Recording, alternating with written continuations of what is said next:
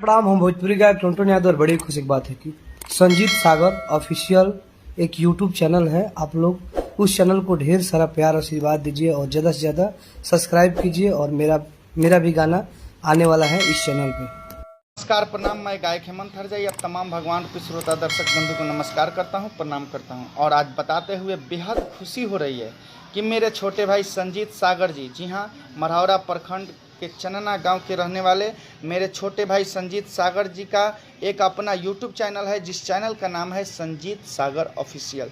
तो आप लोगों से सादर अनुरोध है कि इस चैनल को, जी हाँ, संजीत सागर ऑफिशियल को लाइक करें, कमेंट करें, शेयर करें और सब्सक्राइब करें, साथ में बेल आइकन दबाएं। बहुत जल्द मेरा भी गाना इस चैनल से आ सकता है, तो आप लोग सब्सक्राइब करके रेडी रहिए और बेल आइकन दबा के अपना प्यार दुलार आशीर्वाद देते रहिए। जय हिंद, जय भारत, जय भोजपुरी समाज। याद रखिए, संजीत सागर ऑफिशियल। हर हर महादेव। हाय प्रणाम। हम गायक संदीप लाल सागर।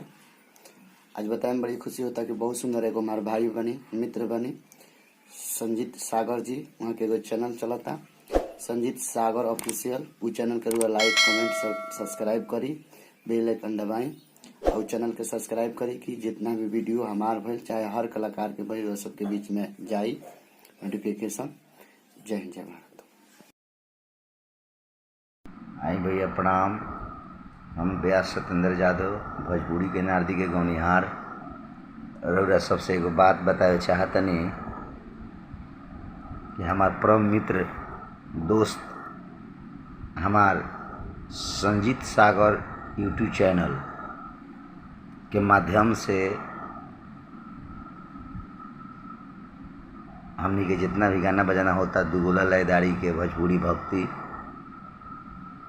जितना भी वीडियो होता वहाँ के चैनल पर हमार चढ़ता।